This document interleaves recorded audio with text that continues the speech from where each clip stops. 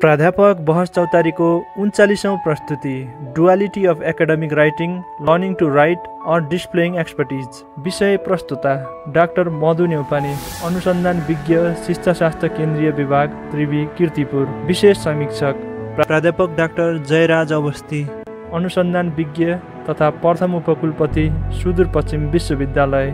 प्राध्यापक डाक्टर ताराकान्त पाण्डे, अनुसन्धान विज्ञ तथा पूर्व सहायक डिन, मानविकी संकाय, त्रिवी, कीर्तिपुर। प्राध्यापक डाक्टर विष्णु प्रसाद पौडेल, अनुसन्धान विज्ञ तथा पूर्व नेपाली विभागीय प्रमुख, पृथ्वीनारायण क्याम्पस, पोखरा। कार्यक्रम संयोजक केशवराज पौडेल, प्राध्यापक बहस चौतारी। भिडियो सम्पादन विवेक रेग्मी, मौलिक नेपाल प्रणाली। तपाईको जुम मिटिङको भिडियो र आकर्षक पावर पोइन्ट प्रेजेन्टेसन बनाउनु परेमा सम्पर्क गर्नुहोस्। लाग्छ भने यो थेसिस लेख्दाखेरि विद्यार्थीले राइटिङ स्किल पहिल्यै राम्रो भएर अनि अलिकति लेख्न राम्रो लेख्दै हुन्थ्यो भन्ने हामी सुपरभाइजरलाई पनि लाग्छ। अनि त्यो वास्तवमा हामी त्यो लेख्दाखेरि लेखेर सिक्नलाई लेखिरहेछौँ कि हामीले पहिल्यै जानिसकेको कुरा आफ्नो एक्सपर्टिजलाई त्यसमा डिस्प्ले गरिरहेछौँ भन्ने चाहिँ अहिलेको यो मेजर डिबेट हो। यो विद्यार्थी र स्कलरमा के फरक छ भन्ने कुरा म चाहिँ एकै छोटो यसमा त्यो चाहिँ के हो भने एउटा एक्विजिसन अफ नलेज र क्रिएसन अफ नलेज हामी भन्छौँ कि यो चाहिँ किसिमको युनिभर्सिटी नै हो। किन भन्दाखेरि हामीले फिजिकल प्रेजेन्स एउटा बिल्डिङभित्र बस्नुभन्दा अहिले संसारमा यसैलाई हामीले विश्वविद्यालयको रूपमा लिएका छौँ।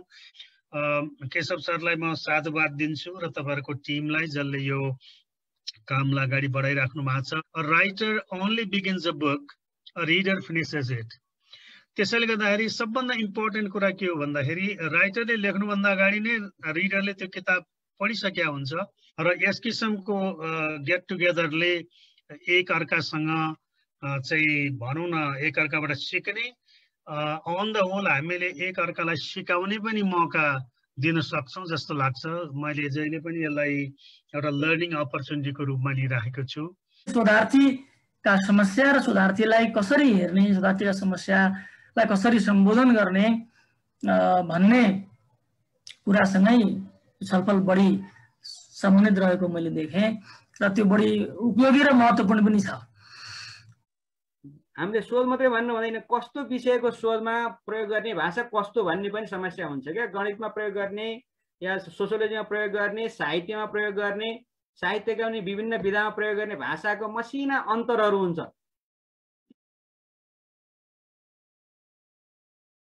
कार्यक्रमलाई औपचारिक रूपबाट अगाडि लान यहाँ उपस्थित हुनुभएका विज्ञ, त्यस्तै प्रस्तुतकर्ता र सहभागी सम्पूर्ण साथीहरूलाई स्वागत गरिदिनु हुन म 2 नम्बर प्रदेश ठाकुरराम क्याम्पसमा प्राध्यापनरत मित्र रेणु सिंहलाई स्वागत तथा हाम्रा विज्ञहरूको अतिथिहरूको परिचय गराइदिन म हार्दिक अनुरोध गर्दछु। आजको यस प्राध्यापक बहस चौतारीको 39औं कार्यक्रममा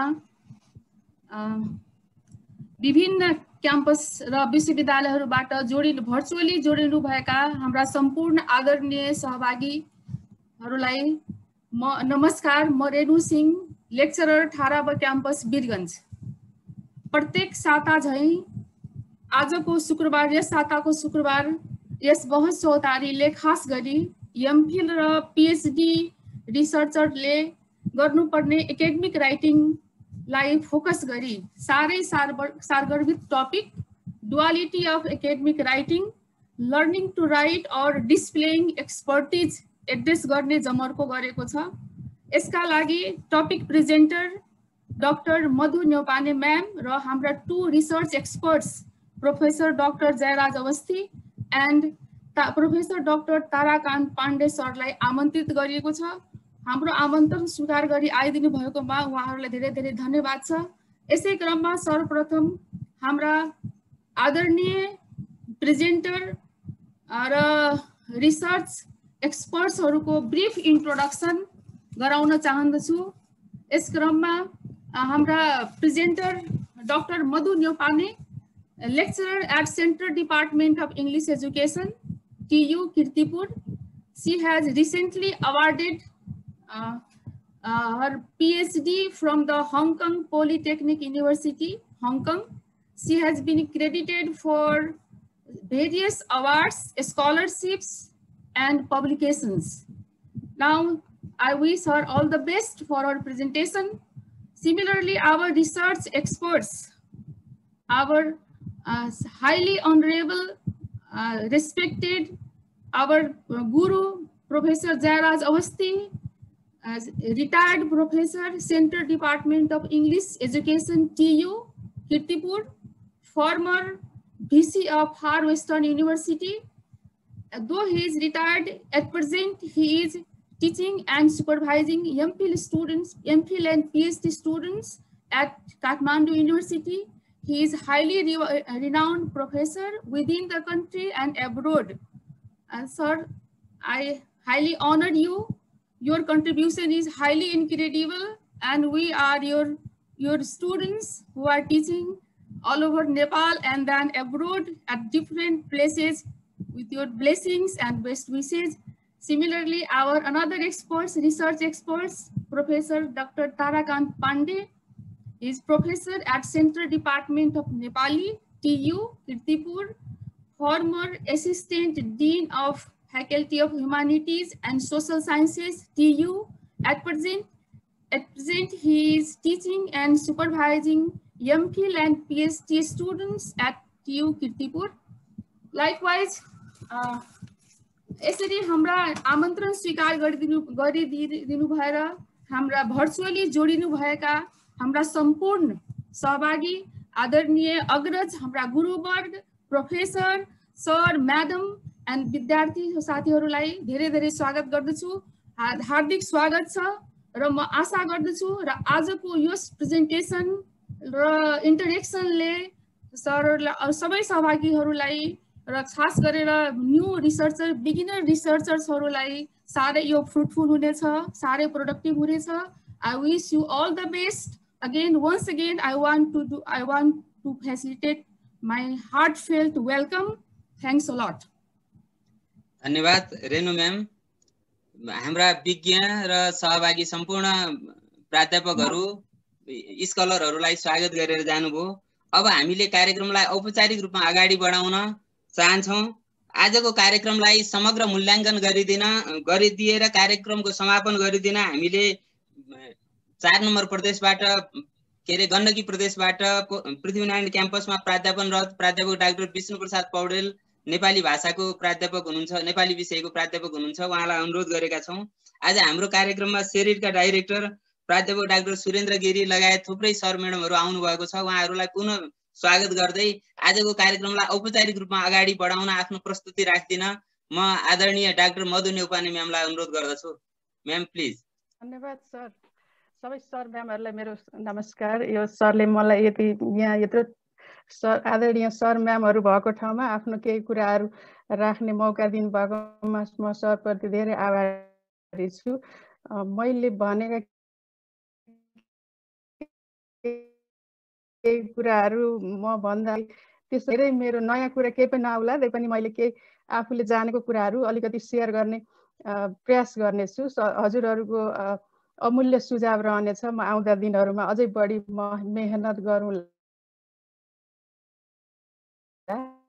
मैले हाम्रो टपिकको बारेमा भन्दै थिएँ डुअलिटी अफ एकाडेमिक राइटिङ भनेर अघि सुरुमा केशव सरले पनि भन्नुभयो रेणु म्यामले पनि भन्नुभयो हाम्रो यो विशेष गरेर फोकस चाहिँ एमफिल र पिएचडी थेसिस लेख्दै गर्नु भइरहेको साथीहरूलाई सर म्यामहरूलाई सहयोग होस् भन्ने हिसाबले हो र यसमा हाम्रो अलिकति हामीलाई के लाग्छ भने यो थेसिस लेख्दाखेरि विद्यार्थीले राइटिङ स्किल पहिल्यै राम्रो भएर अनि अलिकति लेख्न राम्रो लेख्दै हुन्थ्यो भन्ने हामी सुपरभाइजरलाई पनि लाग्छ अनि त्यो वास्तवमा हामी त्यो लेख्दाखेरि लेखेर सिक्नलाई लेखिरहेछौँ कि हामीले पहिल्यै जानिसकेको कुरा आफ्नो एक्सपर्टिजलाई त्यसमा डिस्प्ले गरिरहेछौँ भन्ने चाहिँ अहिलेको यो मेजर डिबेट हो यो हाम्रो कन्टेक्स्टमा मात्रै नभएर यो वर्ल्ड वाइड नै अब धेरै ठाउँमा यो भइरहेको कुरा त्यही विषयवस्तुको सेरोफेरोमा रहेर हामीले आजको यो कुराहरू गर्नेछौँ र यसमा चाहिँ विशेष गरेर 4 वटा क्वेशनको हामी अलिकति उत्तर खोज्ने प्रयास गर्नेछौँ जस्तै यो चाहिँ is it responsibility of supervisor to develop students academic literacy? Thesis लेख्दै गरेका विद्यार्थीहरूको राइटिङ स्किल सुधार्नको लागि सुपरभाइजरको रिस्पोन्सिबिलिटी हुन्छ कि हुँदैन? उहाँहरूले हामी चाहिँ कहिलेकाहीँ के पनि भन्छौँ भने विद्यार्थीले ल्याङ्ग्वेज त कमसेकम आफै गर्नु पर्यो, सुपरभाइजरले अब अरू हेर्ने हो, विषयवस्तु के छ भनेर हेर्ने हो, मेथोडोलोजीको कुराहरू हेर्ने हो, लिटरेचर रिभ्यू, तर ल्याङ्ग्वेजमा अब एमफिल पिएचडीसम्म गर्ने विद्यार्थीको चाहिँ ल्याङ्ग्वेज हेर्न सकिन्छ कि सकिँदैन भन्ने एउटा क्वेसन छ। अनि अर्को चाहिँ सुपरभाइजरले विद्यार्थीलाई कस्तो विद्यार्थीको राइटिङ, अब थेसिस राइटिङ भए पनि यहाँ हामीले आजको डिस्कसनमा विशेष गरी राइटिङलाई नै फोकस गरेका छौँ। थेसिसमा थुप्रै कुराहरू अरू एस्पेक्ट पनि हुँदाहुँदै आजको फोकस चाहिँ राइटिङमा हो। र सुपरभाइजरको तर्फबाट विद्यार्थीले कस्तो लेखोस्, कमसेकम यति त हुनुपर्ने भन्ने एक खालको एक्सपेक्टेसन हुन्छ। र सुपरभिजन गर्दाखेरि सुपरभाइजरको च्यालेन्जेसहरू के छ? What are supervisor expectations and challenges? त्यो एउटा क्वेसन अर्को हेर्छौँ हामी। र थर्ड क्वेसन भनेको स्टुडेन्ट्सको पनि आफ्नो एक्सपेक्टेसन हुन्छ, उहाँहरूको पनि आफ्नो च्यालेन्जेस हुन्छ। र यो च्यालेन्जेस त छँदैछ, त्यो दुईटै सुपरभाइजरको पनि च्यालेन्जेस छ, विद्यार्थीहरूको पनि आफ्नो च्यालेन्ज छ।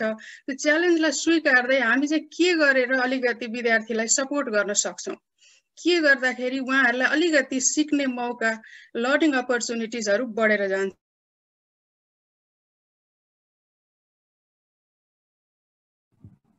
यो चारवटा क्वेसनको वरिपरि supervisor to develop students attitude, यो मैले मेरो आफ्नो पिएचडी रिसर्च पनि यसैमा थियो।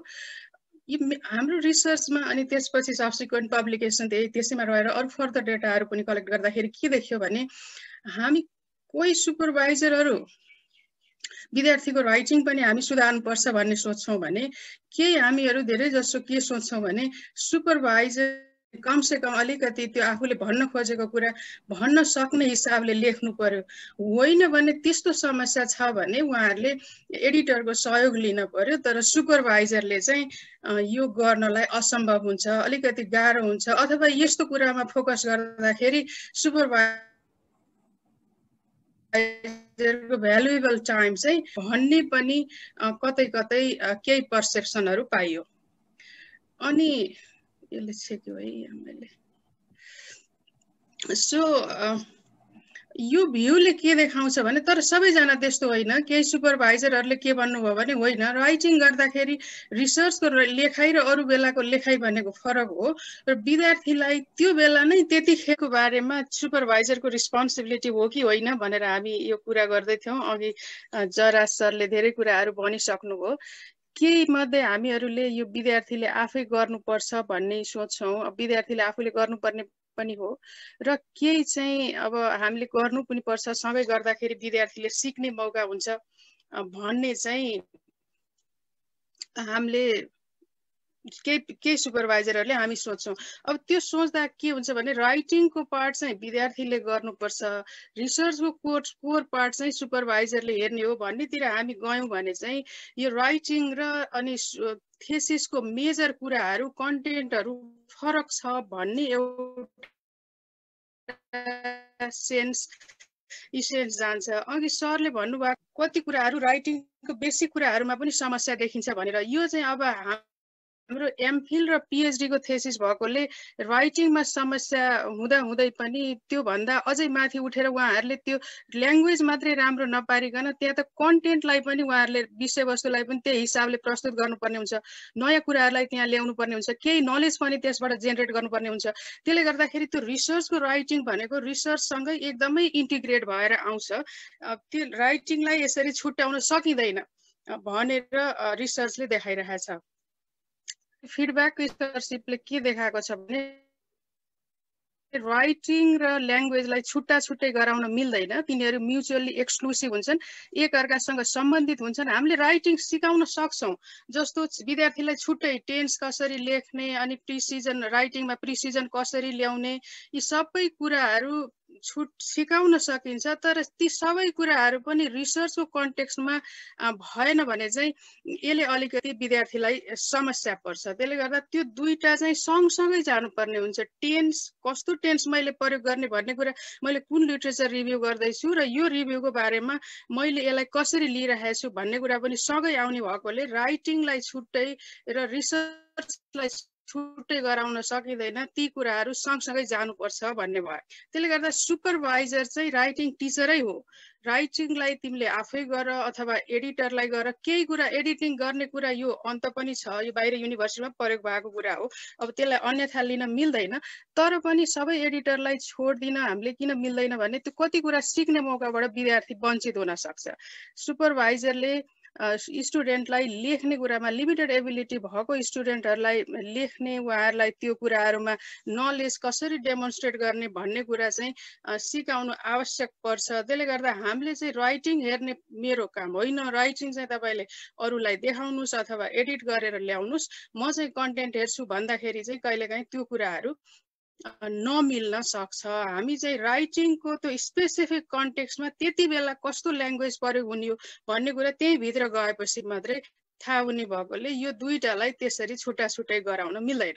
र अर्को कुरा के भयो भने सुपरभाइजर भनेको त त्यो डिसिप्लिन नै हो। एउटा हामी डिसिप्लिन भनेर के भन्छौँ, हाम्रो एजुकेसन एउटा डिसिप्लिन हो, ह्युम्यानिटिज एउटा डिसिप्लिन हो, साइन्स एउटा डिसिप्लिन हो। जस्तै ह्युम्यानिटिजमा नलेज क्रिएसन गर्दाखेरि कस्तो खाले हुनुपर्छ, त्यसमा ह्युम्यानिटिजमा हामी के भन्छौँ भने विद्यार्थीले कुनै कुरालाई पढेर त्यसलाई आफ्नोमा ल्याएर अलिकति आफ्नो भ्यू दिन सक्ने हुन पर्यो।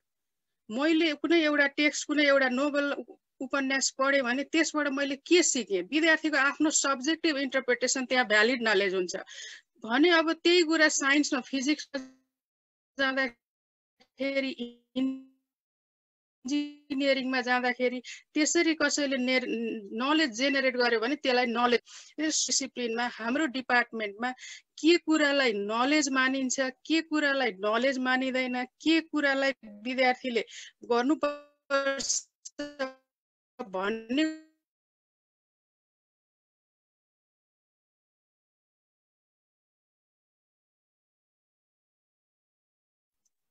हजुर म्याम। हेलो, बिचमा अरू कुनै बेला पनि त्यसरी इन्डिभिजुअल वान टु वान रिलेसनमा सिकाउने मौका विद्यार्थीलाई भएको हुँदैन। त्यसले यस्तो बेलामा चाहिँ यो मौकामा चाहिँ सुपरभाइजरले विद्यार्थीलाई डिसिप्लिनरी नलेज मेकिङ, यहाँ चाहिँ ल्याङ्ग्वेजको मात्रै कुरा नभएर ल्याङ्ग्वेज थ्रु नलेज क्रिएट गर्ने हो, केही नयाँ कुरा दिने हो। अब हामी एमफिल र पिएचडी को कुरा गरिरहेका छौँ भने राम्रो ल्याङ्ग्वेज मात्रै भएर पनि भएन, यहाँ त केही न केही नयाँ कुरा पनि आउनु पर्यो। त्यसले गर्दा सुपरभाइजरले त्यो चाहिँ विद्यार्थीलाई डिसिप्लिनरी नलेजमा एउटा इन्ट्रोड्युस गराउने यो महत्त्वपूर्ण मौका हो। तर के छ भने यति हुँदाहुँदै पनि यो राइटिङ यति महत्त्वपूर्ण हुँदाहुँदै पनि यो धेरै कुराहरू, अब म इङ्ग्लिसको विद्यार्थी भएको भएर एक्जाम्पलहरू इङ्ग्लिसबाट आउलान् सर अलिकति अगाडि, तर यो इङ्ग्लिसको मात्रै कुरा होइन, अरू डिसिप्लिनमा, अरू विषयमा, नेपालीमा, इकोनोमिक्समा, जुनमा पनि त्यही कुरा लागु हुन्छ। र यसमा चाहिँ हामीले चाहिँ राइटिङ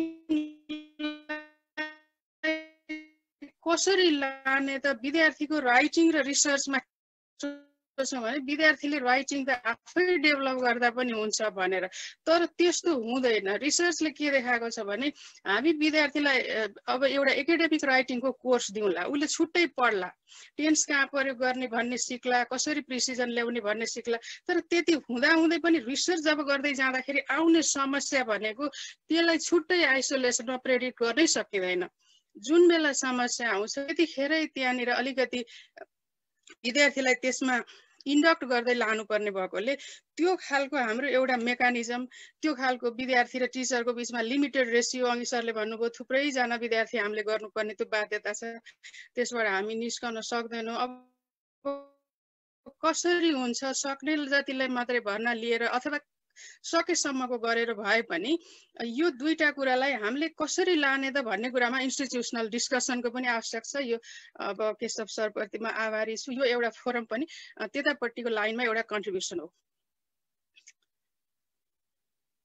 अनि अब सुपरभाइजर एज हामी नेक्स्ट स्लाइडमा जाउँ है। सुपरभाइजरले हामी के सोच्छौँ विद्यार्थीबाट भन्दाखेरि विद्यार्थीले अघि मैले सर म्यामहरूले भर्नुभएको यसो गुगल फर्म पनि हेर्दै थिएँ। विद्यार्थीले नयाँ र क्रिएटिभ कुराहरू ल्याउनुहोस्। अब डेटा एनालिसिस गर्दाखेरि अलि राम्रो होस्। अनि एनालिसिसलाई पटक पटक रिकन्सिडर गर्ने, रिकन्सिभ गर्ने, एकचोटि गरेकोलाई फेरि हेर्ने, त्यो गर्नुहोस् भन्ने लाग्छ। धेरै वाइडली पढे हुन्थ्यो भन्ने लाग्छ। त्यही एक फेर पढेको रिसोर्सलाई फेरि फर्केर पढे अझै धेरै नलेज आउँथ्यो भन्ने हुन्छ। कहिले चाहिँ तपाईँको ब्याकग्राउन्ड पुगेन, अलिकति थप्नुहोस् हामी भन्छौँ। अनि समरी भएन, यो इन्ट्रोडक्सन राम्रोसँग लेख्न पर्यो, कन्क्लुजन भन्छौँ, क्लारिटी भएन, यसमा क्लारिटी ल्याउनुहोस् भन्छौँ, edit and polish your language भन्छौँ। कति मैले मेरो रिसर्चको क्रममा थेसिसमा भएको कमेन्टहरू हेर्दाखेरि एडिट योर ल्याङ्ग्वेज भने हुन्छ, कतै रिराइट भने हुन्छौँ हामी, कहिलेकाहीँ पोलिस योर ल्याङ्ग्वेज भनिरहेका हुन्छौँ। यी सबै कुरा हामीले विद्यार्थीले गरोस् भन्ने हामीलाई लाग्छ। त्यो अन्यथा कुरा होइन, उहाँहरूले गर्नुपर्छ, गरे राम्रो हुन्छ। तर यो विभिन्न कारणले गर्दाखेरि उहाँहरूले गर्न नसक्ने अवस्थामा चाहिँ हामी फ्रस्ट्रेट हुन्छौँ।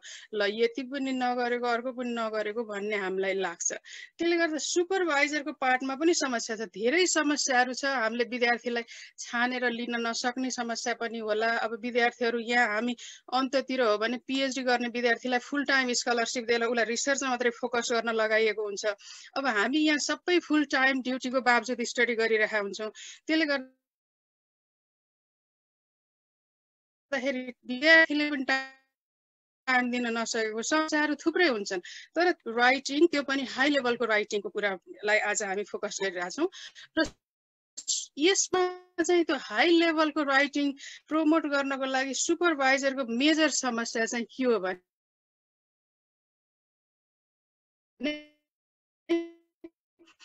मैले टाइमको समस्यालाई पनि मध्य कुराहरू पनि छन्। त्यसको अझै अन टप अफ द्याट हामी सुपरभाइजरले पनि एउटा चाहिँ हामी भएन भन्न सक्ने अवस्थामा हुन्छौँ। तर त्यसलाई कसरी सुधार्ने त? Teaching academic and disciplinary writing requires profound sensitivity to the peculiarities of one's discipline. यो भनेको जस्तै ह्युम्यानिटिजमा केलाई नलेज मानिन्छ? सब्जेक्टिभ इन्टरप्रिटेसनलाई नलेज मानिन्छ। जब विद्यार्थीले कुनै कुरालाई पढेर इन्टरप्रेट गरेर नयाँ कुरा दिन सक्छ भने त्यसलाई नलेज मानिन्छ। साइन्समा हो भने कुनै कुरा एक्सपेरिमेन्ट गर्नु पर्यो। म रिसर्चको क्रममा इन्जिनियरिङ क्याम्पसमा पनि गएको थिएँ। उहाँहरूले के भन्नुहुन्थ्यो, सर्वे भनेको त हाम्रो त रिसर्च होइन, हामी त अप्लाइड डिसिप्लिन हौ। विद्यार्थीले त केही न केही एक्सपेरिमेन्ट गर्नु पर्यो। सर्वेलाई हामी सकेसम्म डिसिप्लिनको हिसाबले चाहिँ त्यति महत्त्व दिँदैनौँ। तर विभिन्न रिसोर्सको लिमिटेसनले विद्यार्थीले गरे पनि त्यो हुँदैन भन्ने कुरा उहाँहरूले भन्नुहुन्थ्यो। त्यो रियालिटी पनि हो। त्यसले सुपरभाइजरले राइटिङमा हाम्रो डिसिप्लिनमा के कुरालाई प्रायोरिटी दिइन्छ, केलाई नलेज मानिन्छ र केलाई मानिँदैन भन्ने कुरा उहाँहरूलाई एउटा सेन्सिटिभिटी हुनु आवश्यक छ। र त्यति सेन्सिटिभिटी मात्रै भएर पनि भएन, र त्यस्तो डिसिप्लिनरी स्पेसिफिक कुराहरू विद्यार्थीलाई कसरी सिकाउने भन्ने कुरा पनि सुपरभाइजरले गर्नु। यो दुईटा अत्यन्तै टल रिक्वायरमेन्ट हो।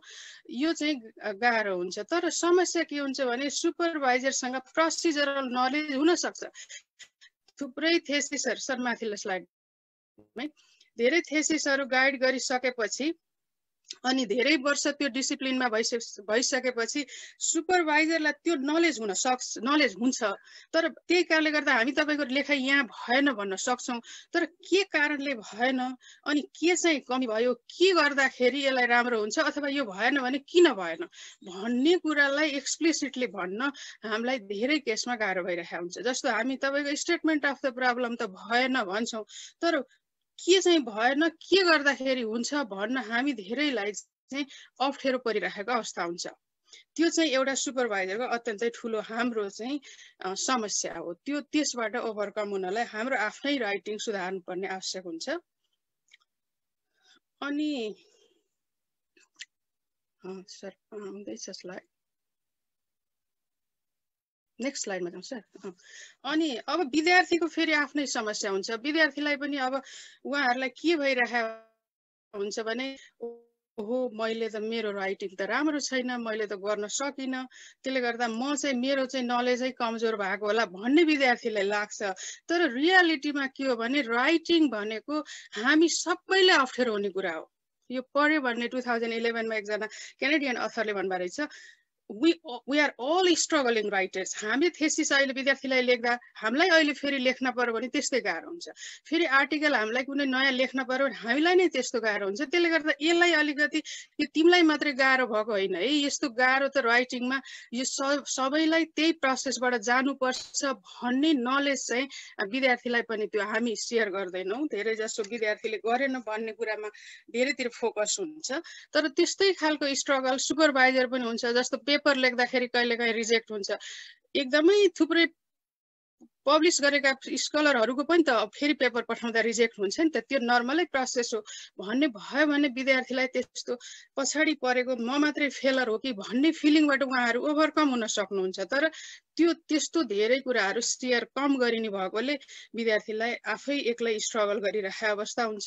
अनि अर्को कुरा के भयो भने राइटिङलाई हाम्रो युनिभर्सिटीको कन्टेक्स्टमा चाहिँ नर्मलाइज गरिएको छ कि विद्यार्थीले त यो राइटिङ स्किल त हुन पर्यो नि। अब इन्ट्रोडक्सन कसरी लेख्न पर्ने विद्यार्थीले जान्नु पर्यो, एब्स्ट्र्याक्ट कसरी लेख्नु पर्ने विद्यार्थीले जान्न पर्यो, कन्क्लुजनमा के राख्नुपर्छ आफ्नो कुरा ल्याउन पर्यो, अगाडिको मात्रै समरी लेखेर भएन भन्ने चाहिँ एउटा लागिरहेको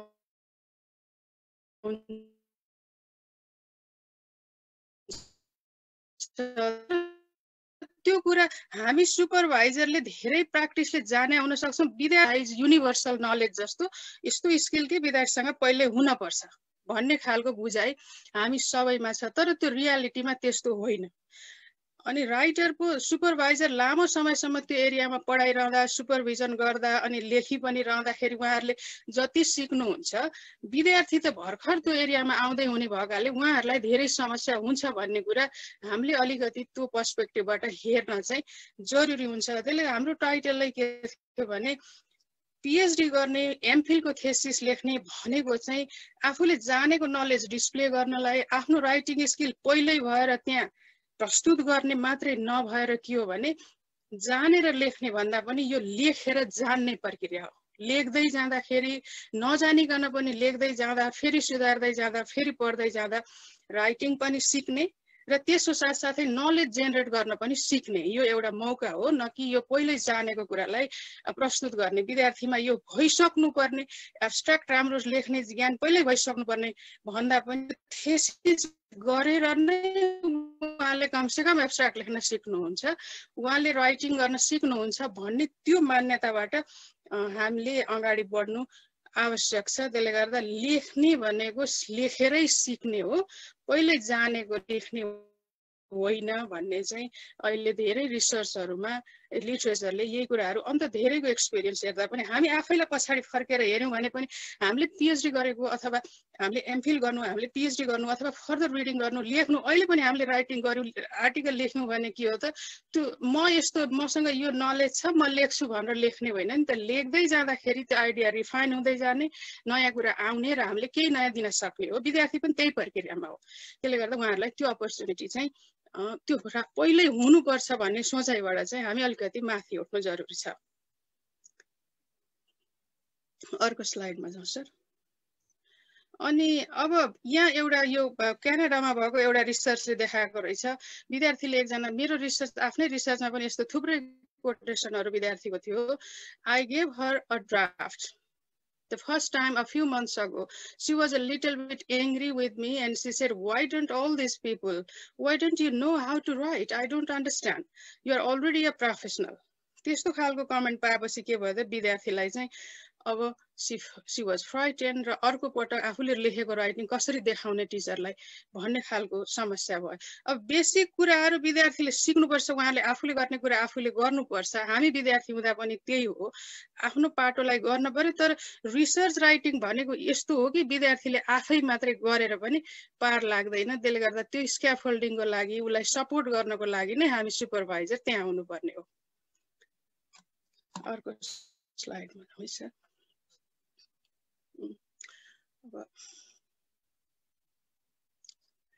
यो डुअलिटी अफ राइटिङको प्याराडक्स जस्तो प्याराडक्स भनेको के भयो भने पिएचडी र एमफिल गरेर विद्यार्थीले राइटिङ सिक्नुपर्ने हो, वा राइटिङ पहिल्यै राम्रो भएको मान्छेले पिएचडी र एमफिल गर्दाखेरि राम्रोसँग लेख्नुपर्ने हो भन्ने कुरामा चाहिँ यस्तो यो प्याराडक्स भयो। हामी कसैले चाहिँ यो स्किल पहिल्यै हुनुपर्छ, विद्यार्थीले यति त जान्न पर्यो भन्ने भयो। तर त्यो मात्रै नभएर राइटिङ केही कुरा जान्नुपर्छ, तर राइटिङ गरेर सिक्ने हो नि त, पिएचडी गरेर लेख्न सिक्ने पनि त हो नि। त्यसले यो एउटा प्याराडक्सिकल भ्यू पोइन्टले गर्दाखेरि विद्यार्थीलाई के परिरहेको हुन्छ भने writing beneath the clock of normalcy, यो त राइटिङ स्किल त पहिल्यै हुनुपर्छ, यति त तपाईँ जान्नुपर्छ भन्ने कुराले अब क्वेसनै सोध्न गाह्रो हुने भयो। एब्स्ट्र्याक्ट कसरी लेख्ने भनेर सोध्नलाई चाहिँ एब्स्ट्र्याक्ट लेख्न पनि नजान्ने भन्ने जस्तो पो क्वेसन आउने हो कि एन्सर आउने हो कि। समरी के लेखौँ, समरीमा त तपाईँले पहिला कन्क्लुजनमा त पहिला गरिसकेको कुरालाई आफ्नो मिनिङ, आफ्नो तपाईँको मेन कुरा के हो, तपाईँको लर्निङ के हो त्यो लेख्नुहोस् भन्दाखेरि सजिलो हुन्छ। तर मेरो लर्निङ के हो भन्ने नै विद्यार्थीलाई गाह्रो हुन्छ। त्यसले गर्दा यो एउटा विद्यार्थी क्वेसन सोध्न डराउने, यो त मैले त जान्नै पर्ने, पहिल्यै जान्नुपर्ने कुरा रहेछ क्या हो भनेर। अनि स्टुडेन्टले टिचरसँग सोध्न अलिकति टाइम डायलगको लागि हुन्छ, तर अब अघि सरले भन्नुभयो जस्तो थुप्रै विद्यार्थीहरू हुने भएकोले अब मैले यो भनिरहँदा मैले पनि त्यति धेरैजना विद्यार्थीहरू अहिले मेरो अन्डरमा काम गर्दै हुन्छ, मैले पनि सबैलाई टाइममा दिन फिडब्याक पाइरहेको छैन, मलाई मन पोल्दा पनि। अनि स्टुडेन्टले यस्तो खाले प्याराडक्सलाई विद्यार्थीले आफ्नै फेलरको रूपमा लिन्छ। म नजान्ने विद्यार्थी रहेछु, बेसिक ल्याङ्ग्वेज नजान्नु एउटा समस्या हो, तर बेसिक ल्याङ्ग्वेज जान्दै पनि त्यो ल्याङ्ग्वेज क्लियरली लेख्न सक्दा पनि रिसर्चमा क्ल्यारिटी भनेको फरक कुरा हो। त्यो रिसर्चको राइटिङ भनेको चाहिँ पहिले सिक्ने कुरा होइन, लेखेर सिक्ने हो।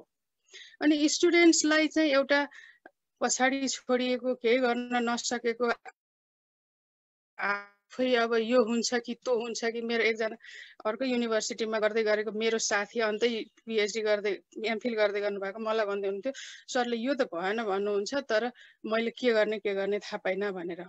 अब हामी पनि त्यस्तो भनिरहेका हुन्छौँ विद्यार्थीलाई, र विद्यार्थीले कता के गर्ने थाहै हुँदैन। अनि विद्यार्थीको सिक्ने मौका चाहिँ यसबाट धेरै नै घट्छ यसमा। त्यसले गर्दा अब यो राइटिङ हाई लेभलको राइटिङको कुरा हामी गर्दैछौँ भने विद्यार्थीलाई त्यो लेख्दै गर्दा रिसर्च एब्स्ट्र्याक्ट कसरी लेख्ने भन्ने कुरा एब्स्ट्र्याक्ट लेख्न थालेपछि मात्रै सिकिन्छ। अन्त कतिवटा कम्पोनेन्ट लेख्ने भनिरहेछ भने पनि अब जब आफूलाई एब्स्ट्र्याक्ट लेख्न पर्छ त्यही बेला मात्रै त्यहाँ कता राख्ने भन्ने जानकारी भएको हुनाले लेख्दाखेरि नै सिकिन्छ भन्ने यो एउटा कुरालाई हामी सुपरभाइजरले पनि र विद्यार्थीले पनि बुझ्यौँ भने चाहिँ अलिकति कसैलाई पनि त्यो सिक्ने मौकाबाट अलिकति बढी हुने, र मैले गर्न जानिनँ भनेर त्यति धेरै अब आफ्नै मेरै मात्रै कमजोरी हो कि भन्नेबाट अलिकति माथि आउन सक्ने सम्भावना हुन सक्छ। अर्को स्लाइडमा आउँछ ल। अब यो समस्या छ, अघि यहाँ मैले च्याट बक्समा पनि यसो हेर्दै थिएँ, रियालिटीको कुराहरू समस्या एकदमै छ। विद्यार्थीलाई लेख्नेलाई पनि समस्या छ, सुपरभाइजरलाई लेखाउनेलाई पनि समस्या छ। यी समस्या नभएका एकदमै छन्, तर त्यति हुँदै पनि के गर्यौँ भने अलिकति सुपरभाइजरलाई पनि सजिलो अथवा विद्यार्थीलाई पनि केही न केही होला। केही कुराहरू अघि सरले पनि भन्नुभयो, महत्त्वपूर्ण रिसोर्सहरू जयराज सरले सेयर गर्नुभयो। एउटा कुरा चाहिँ यो 2018 मा पब्लिस भएको एउटा बुक च्याप्टरमा कुरा गरेर रहेछ। यो चाहिँ के भने विद्यार्थीको निडसँग हाम्रो फिडब्याक अप्रोचलाई मिट गर्न सक्यौँ भने पनि अलिकति लर्निङ अपर्च्युनिटी बढ्छ। हामीले के थाहा पाइरहेको हुन्छ भने केही विद्यार्थीहरूको राइटिङ अत्यन्तै कमजोर हुन्छ। हाम्रो एजुकेसन सिस्टमै विभिन्न कारणले गर्दा अलिकति धेरै नसिकिकन पनि विद्यार्थी माथि आउने सम्भावना हामी सबैलाई थाहा छ, र पहिलो लेभलमा धेरै कमजोर छ भने हामीले चाहेर पनि सुधार्न नसक्ने थुप्रै कुराहरू हामी सबैले भोगेका छौँ। र त्यस्तो बेलामा हामीसँग हुने विद्यार्थीको लेभल हेरेर त्यही अनुसारको फिडब्याक उहाँहरूलाई दिन सक्यो भने केही हदसम्म यो समस्याहरू सुध्रिन्छ। जस्तै विद्यार्थीले अलिकति फिडब्याकमा कोही एकदमै फङ्सनल लेभलमा बेसिक लेभलकै समस्या राइटिङमा रहेछ भने हामीले ग्रामर र स्पेलिङमै पनि पङ्क्चुएसनमा पनि फिडब्याक दिनुपर्ने भयो। अघि जयराज सरले आदरणीय सरले देखाउँदै हुनुहुन्थ्यो, सरले सबै कुरा विद्यार्थीको हेरेर ट्र्याक चेन्जमा गरिराखेको कुरा, त्यस्तो खालको ल्याङ्ग्वेजमै समस्या हुँदाखेरि सरले भन्नुभयो मैले सबै वर्डहरू फ्रेजहरू हेरेर सरले हाइलाइट गर्नुभएको छ, त्यो लेभलको फिडब्याक पनि दिनुपर्ने हुने भयो। विद्यार्थीको राइटिङको लेभल त्यो लेभलमा छ भने ग्रामरमा अनि गएर पङ्क्चुएसनमा धेरै करेक्सन कहिलेकाहीँ गर्दाखेरि पनि कहिलेकाहीँ मेरो लेख्यो केही भएन रहेछ कि भन्ने लाग्छ। यो फङ्सनल लेभलको विद्यार्थीहरू हामीसँग धेरैजना हुनुहुन्छ। जब विद्यार्थीको राइटिङ चाहिँ त्यो लेभलमा छ भने हामी माथिल्लो लेभलको फिडब्याक दिन सक्दैनौँ, किनभने विद्यार्थी त्यो लेभलमा पुगेको छैन। केही विद्यार्थीहरू अलिकति माथि गएर राइटिङ चाहिँ ठिकै हुन्छ, तर राइटिङ राम्रो हुँदाहुँदै पनि एकाडेमिक राइटिङ रिसर्च राइटिङ भनेको त फरक हो। राम्रो सेन्टेन्स मात्रै भएर भएन, त्यहाँ आफ्नो कुरालाई सब्सटेन्सिएट गर्न पर्यो, अरू रिसर्चहरू पढेर त्यो कुरा त्यहाँ एकोमोडेट गरेको हुन पर्यो। अब यो लेभलको विद्यार्थी छ भने उहाँहरूलाई रिफरेन्सिङ कसरी गर्ने, अब त्यहाँ ग्याप्सहरू कसरी आइडेन्टिफाई गर्ने, अनि त्यसपछि गएर धेरै लिटरेचर इरिलेभेन्ट छ भने यसलाई कसरी हटाउने, अथवा लिटरेचर यहाँनिर पुगेको छैन भने के ल्याउने भन्ने अलिकति रिसर्च ओरिएन्टेड फिडब्याक हुने भयो। अलिकति विद्यार्थी ल्याङ्ग्वेजबाट थोरै माथि उठेको छ भने। अनि अर्को स्लाइडमा जाउँछ।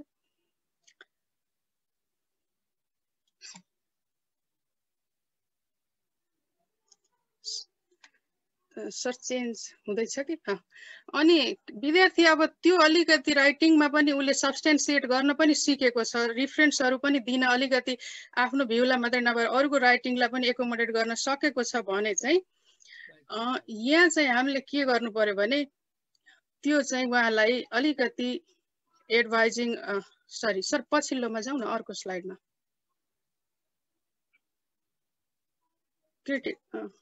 नेक्स्ट स्लाइड हो यो क्रिटिकल थिङ्किङको कुरा। अब हामीले केही कुराहरू कन्स्ट्रक्टिभ फिडब्याक दिनुपर्ने हुन्छ। यहाँ के तपाईँको राम्रो छ, के राम्रो छैन, के गर्दा ठिक हुन्छ। अघि सरले भन्दै हुन्थ्यो टु ब्रोड पनि हुन भएन, टु न्यारो पनि हुन भएन, कन्सेप्चुअल डेप्थ के छ, राइटिङमा एउटा लाइन अफ रिजनिङ देखिएको छ कि छैन भन्ने अलिकति त्यो क्रिटिकल लेभलको फिडब्याक दिन पर्यो।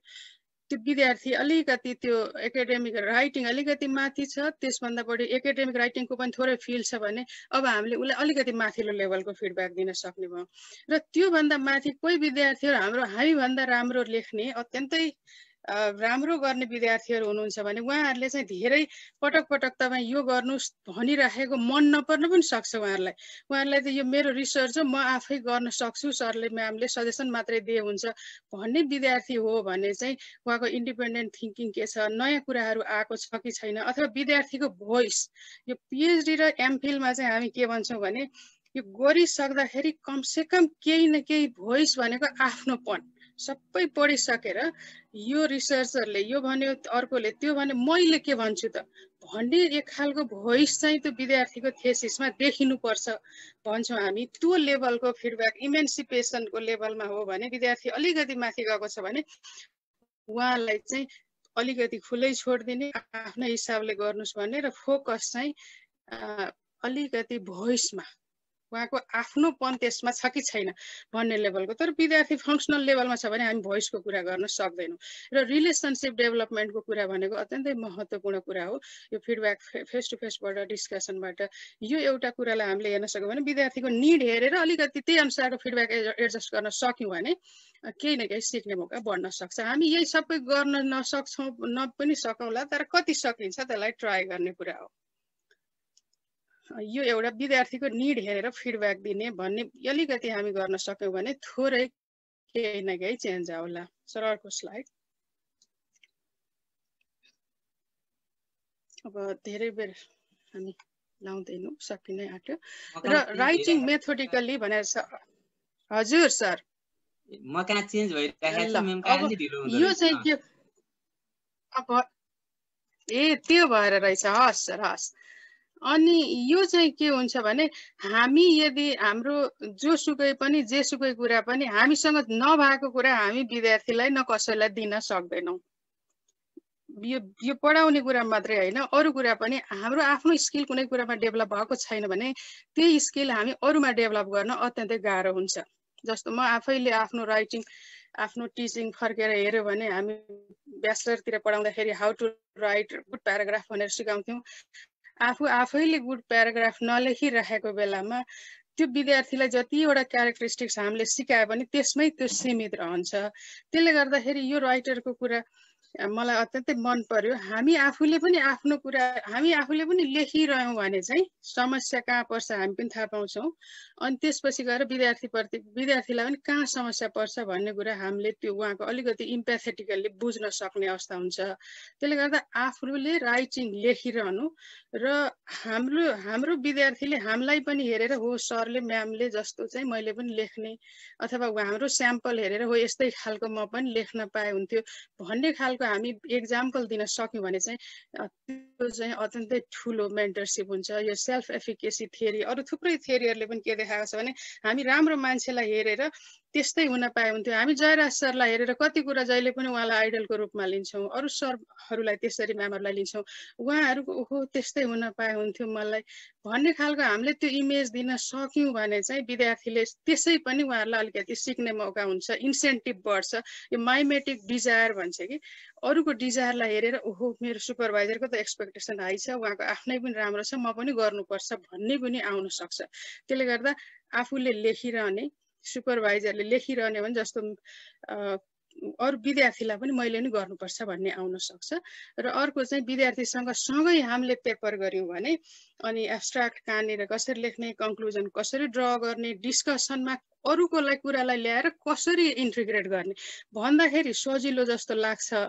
पहिला भएको रिसर्चलाई तपाईँले यहाँ ल्याएर राख्नुहोस् न भन्नलाई, तर साँच्चै कसरी जोड्ने भन्नलाई त लेखेर मात्रै जानिन्छ।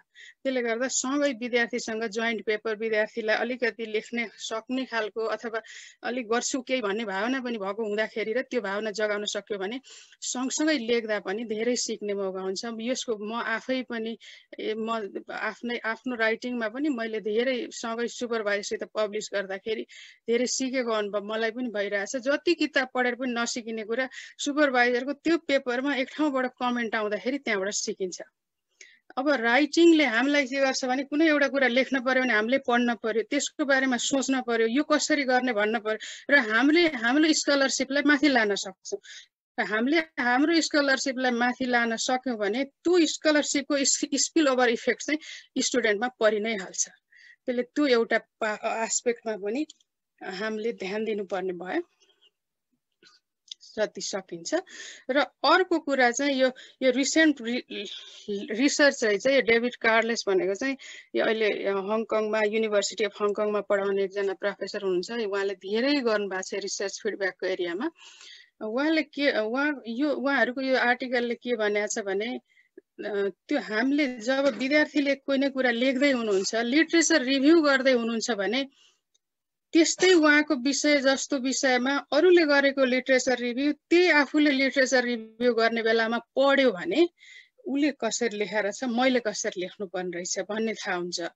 अनि त्यस्तै डिस्कसन मेरो एनालिसिसमा फर इक्जाम्पल मैले थीमेटिक एनालिसिस प्रयोग गर्दैछु भने थीमेटिक एनालिसिसको किताब पढ्दा एउटा कुरा बुझिन्छ, तर त्यही थीमेटिक एनालिसिस फलो गरेर अरू कसैले रिसर्चमा अप्लाई गरेर डेटा एनालिसिस गरेर छ भने त्यो पढ्दाखेरि एहे हो त म पनि यसरी गर्न सक्ने रहेछु भन्ने एउटा त्यहाँबाट इन्साइट आउँछ। त्यस्तै अब्स्ट्र्याक्ट लेख्ने बेलामा 5 वटा अब्स्ट्र्याक्ट सँगसँगै पढ्यो भने अनि लेख्ने आइडिया आउँछ। त्यो एउटा हामीले विद्यार्थीलाई अलिकति मिल्दोजुल्दो एक्जाम्पल दिन सक्यौँ भने हामीले दिने फिडब्याकबाट भन्दा त्यो रिफरेन्सबाट उहाँहरूले धेरै कुरा सिक्ने मौका हुन सक्छ। हामी आफैलाई पनि त हुन्छ नि, हामीले कुनै नयाँ कुरा लेख्न पर्यो भने एउटा मानव प्रपोजल लेख्न पर्यो कुनै एउटा नयाँ एरियामा, त्यो पहिला लेखेको प्रपोजल कस्तो रहेछ भनेर एकफेर हेऱ्यो भने एहे म पनि त्यसरी लेख्छु भन्ने हुने भएकाले एक्जाम्पल दिनुपर्ने। अनि अर्को कुरा एकाडेमिक राइटिङको लागि थुप्रै ह्यान्डबुकहरू छन्। अब यो 2टा किताब मैले यहाँ राखेको, यसभित्र सबै राइटिङकै मात्रै कुरा छ। यसमा हेऱ्यो भने थुप्रै हामी रिफरेन्सहरू त्यहाँबाट पाउँछौँ। अब हामीले सुपरभाइजरले पनि यस्तो किताबहरू पढ्ने र विद्यार्थीलाई पनि तपाईँ यसमा पढ्नुहोस् न, लिटरेचर रिभ्यू कसरी गर्ने भनेको छ, यसमा अरूले कसरी गरेका छन् त्यो हेर्नुहोस्, अनि त्यसपछि आफूले लेख्ने प्रयास गर्नुहोस्। अर्कोले मेथोडोलोजी सेक्सनको बारेमा के भनेको छ अथवा विद्यार्थीको लेख्दाखेरि सामान्य थिसिस डेफिन्सको बारेमा के भनेको छ भने त्यस्तो खालको मोडल अथवा डिस्कस गरेको किताबहरू दियो भने यस्तो किताबहरूमा प्राय के हुन्छ भने विद्यार्थीले आफूलाई परेको मर्काहरू सेयर गरिरहेको हुन्छ, सुपरभाइजरले त्यही कुराहरू भनिराखेको भएर हामीले आफ्नो रियल लाइफसँग रिलेट गर्न सक्छौँ। रिलेट गरेपछि ओहो हो त म पनि यही गर्छु भन्ने यी किताबहरू पढ्दाखेरि मलाई मेरो राइटिङमा पनि मैले केही न केही सुधार गर्ने मौका पाएको थिएँ। त्यो यो यस्तो खाले अरू किताबहरू पनि हुन्छन्, त्यो पनि एउटा एकाडेमिक राइटिङको ह्यान्डबुकहरू त्यो सेयर गर्न सकिन्छ। र फाइनल कुरा मेरो यो चाहिँ लास्ट स्लाइड नै होला, अलिकति माथि। यसमा चाहिँ के छ भने केही सर माथिल्लो स्लाइडमा यसमा चाहिँ केही वेबसाइटहरू छन् यहाँ।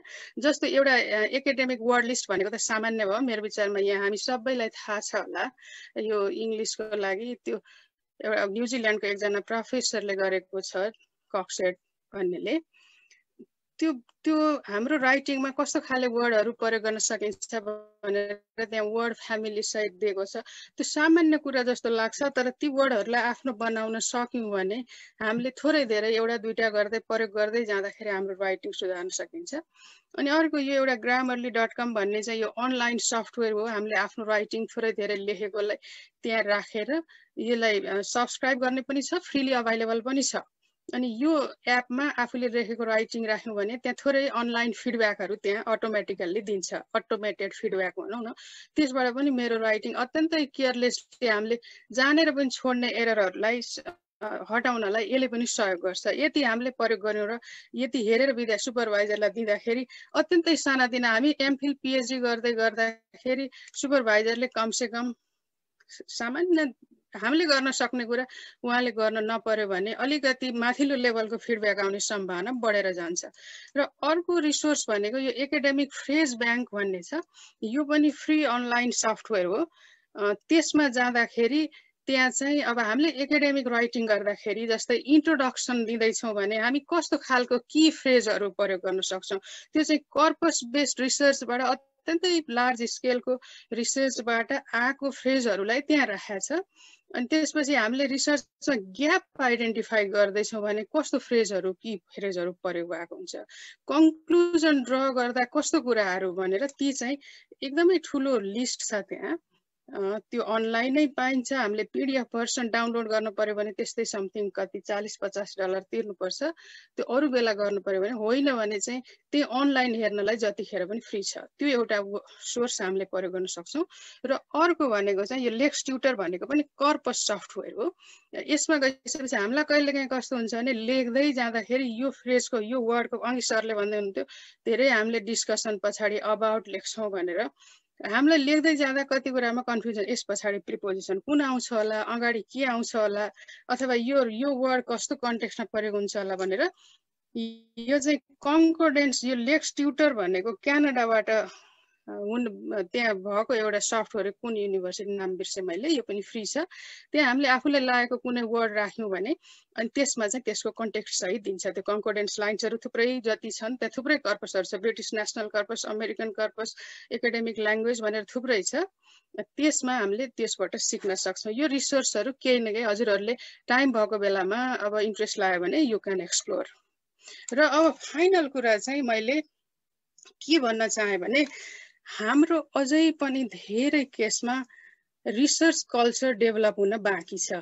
हामीले अझै पनि राम्रो रिसर्चलाई प्रायोरिटी दिने वातावरण हामीले as a university, as a country त्यो लाइनमा हामी बिस्तारो अगाडि बढिरहेका छौँ, तर धेरै कुरा त्यो क्षेत्रमा गर्न बाँकी छ।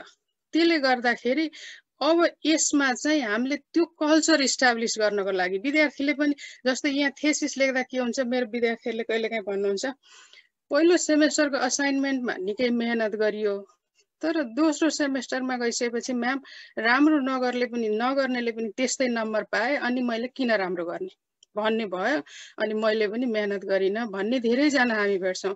थेसिसमा पनि यस्तै गरेको रिसर्च अर्काको राम्रो भइरहेछ अनि मेरो चाहिँ किन नहुने। एकजना सरले मेरो रिसर्चको क्रममा भन्दै हुन्थ्यो, उहाँले एकजना विद्यार्थीले लेखेर ल्याउनु भएछ, सरले थुप्रै सच्याउनु भएछ नमिलेको भएर। अनि सच्याइसकेपछि विद्यार्थी एकदम रिसाएर आएर भनेछ, किन तपाईँले सर मेरो यो सच्याउनु भएको यसरी, सरले त त्यो नसच्याउनु पर्ने कुरा सच्याउनु भयो।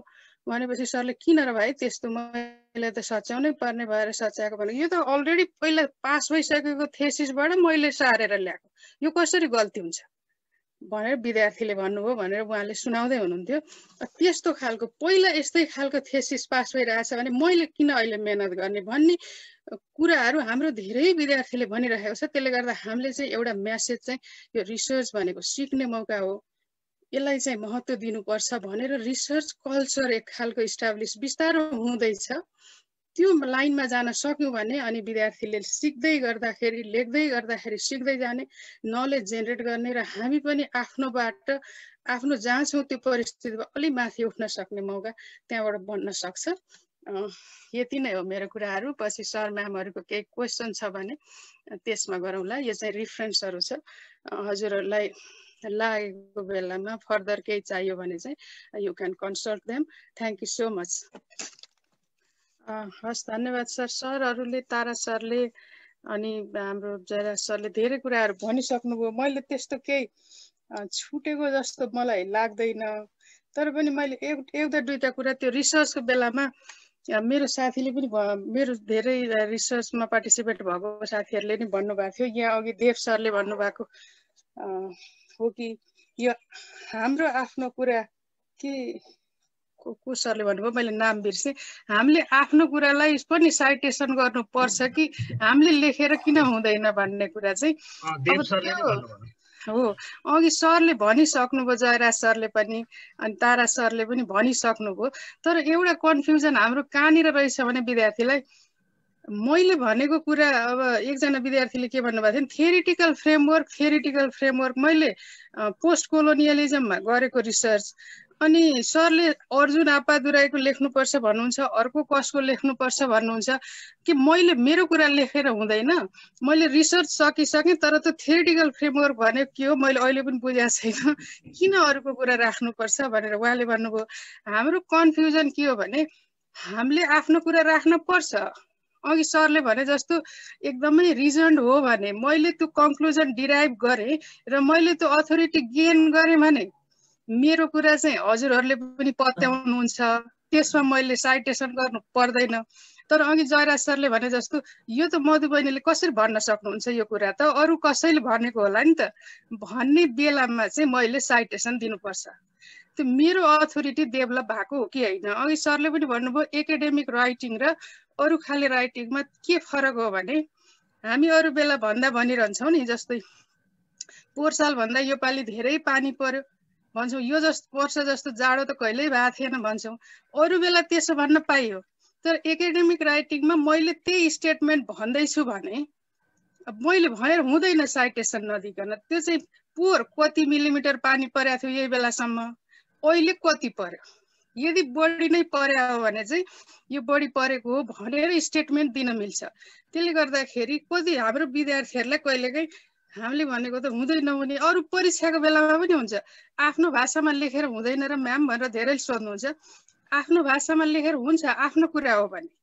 तर अब यहाँ चाहिँ अब जस्तै अघि सरले भन्नुभयो जस्तो रिसर्च मेथोडोलोजी, अब क्वालिटेटिभ मेथड भनेको के हो भन्ने कुरा मैले मेरै कुरा लेखेर त भएन नि त, कि त मैले त्यस्तो मेथड डेभलप गरेको भए चाहिँ मेरो कुरा मिल्थ्यो।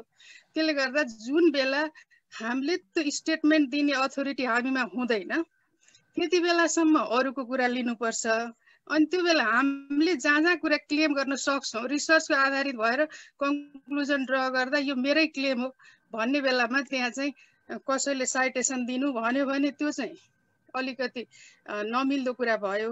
अरू बेला जहाँ साइटेसन दिनुपर्छ भनेको हुन्छ, एकाडेमिक राइटिङमा चाहिँ अलिकति एभिडेन्स बेस्ड हुनुपर्ने भएको भएर हो। त्यस्तो केसमा अरूको कुरालाई आधार मान्नुपर्छ। र अर्को कुरा यो थियोरीहरू धेरै छन्, के गर्ने भन्ने कुरामा पनि अघि सरहरूले भनिसक्नुभयो। तर थियोरी धेरै छन् भने पनि हामी सबै थियोरीको हामीलाई किन चासो पर्यो र? सबै थियोरीलाई हामीले सिन्थेसाइज गर्ने पनि होइन, अनि ती सबैलाई कम्पेरिजन कन्ट्रास्ट गर्ने पनि हामी त्यो खाले रिसर्च गर्न पनि सकौँला।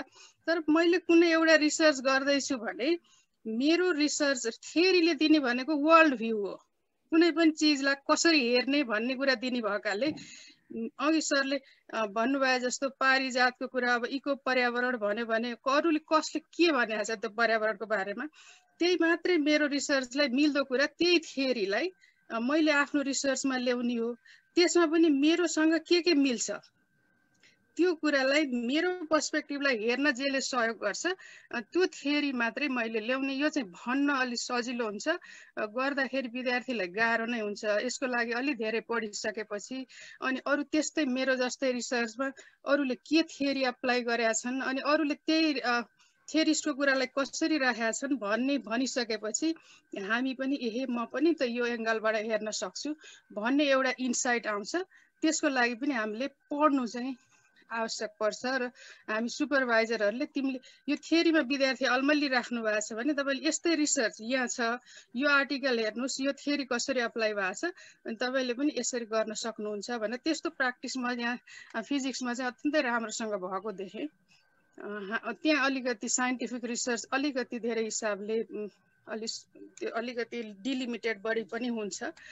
त्यसले गर्दाखेरि त्यो मानेमा मेरो थियोरी मेरो कुरालाई कुन कुराले एड्रेस गर्छ भनेर त्यतिमा मात्रै जान पर्ने हुन्छ। तर यो सजिलो चाहिँ हुँदैन, गर्दै जाँदाखेरि त्यस्तै खालको हेर्दाखेरि सिकिन्छ। एउटा त्यही कुरा भयो। अनि प्याराफ्रेजिङ र साइटेसनको कुरामा अघि सरहरूले धेरै भन्नुभयो त, मैले थप्नु त केही छैन। तर एउटा कुरा चाहिँ यो अरूको कुरालाई धेरै जसो हामीले लेख्दाखेरि के हुन्छ भने सुरुको स्टेजमा उसले भनेको कुरा त्यस्तै सबै कुरा राम्रो देखिन्छ कि यो पनि राम्रो छ, यहाँको पनि मिल्छ, त्यहाँ पनि मिल्छ। 2-3 पेज पढ्दै जाँदा सबै आफ्नो राइटिङमा मिल्ने जस्तो हामीलाई सुरुमा लाग्छ, सबै त्यसरी नै ल्याउँ जस्तो लाग्छ। त्यो प्याराफ्रेज गर्ने भनेको अत्यन्तै त्यसलाई राम्रोसँग बुझेर आफूले इन्टरनलाइज गरिसकेपछि अनि भाव नलिग्ने गरी नबिग्रने गरी ल्याउनलाई चाहिँ यो स्किल डेभलप गर्नलाई त्यो गर्दै जाँदाखेरि सिकिन्छ। त्यसको लागि धेरै पढ्नु र धेरै बुझ्नु, धेरै पटक एकफेर लेख्दाखेरि बिग्रिन्छ, फेरि फर्केर हेर्ने, फेरि ट्राई गर्ने, त्यो गरेर मात्रै सिकिने कुरा हो। र अर्को एउटा कुरा, यो चाहिँ यसको एन्सर भएन जस्तो लाग्यो मलाई, विद्यार्थी र स्कलरमा के फरक छ भन्ने कुरा म चाहिँ एकै छोटो केसमा त्यो चाहिँ के हो भने एउटा एक्विजिसन अफ नलेज र क्रिएसन अफ नलेज हामी भन्छौँ कि विद्यार्थी भनेको अब स्कुल लेभलसम्म अन्डरग्रेडसम्म पढ्दाखेरि के हो भने हामी विषयवस्तुहरू पढाउँछौँ, प्लान कोर्सहरू हुन्छ, धेरै कुराहरू हामी विद्यार्थीलाई सिकाउँछौँ र त्यही कुरा विद्यार्थीले नलेज रिप्रोड्युस गर्नेतिर जान्छ। अनि त्यो भनेको रिप्रोडक्सन भनेको पनि कन्टेन्ट बुझ्नको लागि फोकस हुन्छ। त्यहाँ जब हामी स्कलर हुन्छौँ, एडभान्स लेभलमा जान्छौँ, त्यो भनेको नलेज एक्विजिसन मात्रै होइन, त्यहाँ त्यो चाहिँ अरूले भनेको त्यही भएर त हामी मास्टर लेभलमा कम राख्छौँ, पिएचडीमा जाँदाखेरि थेसिसलाई बढी महत्त्व दिएर कोर्स वर्कलाई कम दिन्छौँ। त्यो भनेको के हो भने त्यहाँ चाहिँ विद्यार्थीले नलेज एक्विजिसन होइन, नलेज जेनेरेसन र त्यसको साथसाथै ट्रान्सफर्मेसन, यो चाहिँ सेल्फ ट्रान्सफर्मेसन पनि हो। र आफू चाहिँ गरिसक्दाखेरि म हिजो पिएचडी नगर्दा के थिएँ, म गर्दाखेरि के भयो, आफूमा पनि अलिकति रूपान्तरण आउनुपर्ने। त्यो स्कलर भनेको चाहिँ त्यो खालको त्यो लेभलको नलेज जेनेरेसनतिर ओरिएन्टेड भएको चाहिँ शोधार्थी हुन पर्यो। होइन भने हामी विद्यार्थी भनेको चाहिँ अलिकति एक्विजिसन पार्टमा हुन्छ, नलेज गेन गर्नेतिर। त्यो चाहिँ मेरो बुझाइ हो। धन्यवाद। हस्, धन्यवाद डाक्टर मधु न्यौपाने। हामीलाई खुसी के कुरामा लागेको छ भने नयाँ पुस्ताले विश्वविद्यालयको विरासत राम्रोसँग धान्न सक्ने छ भन्ने आज यहाँले देखाइदिनु भयो। प्राध्यापक बहस चौतारी, यहाँको कन्ट्रिब्युसनका लागि हार्दिक आभार व्यक्त गर्दछौँ।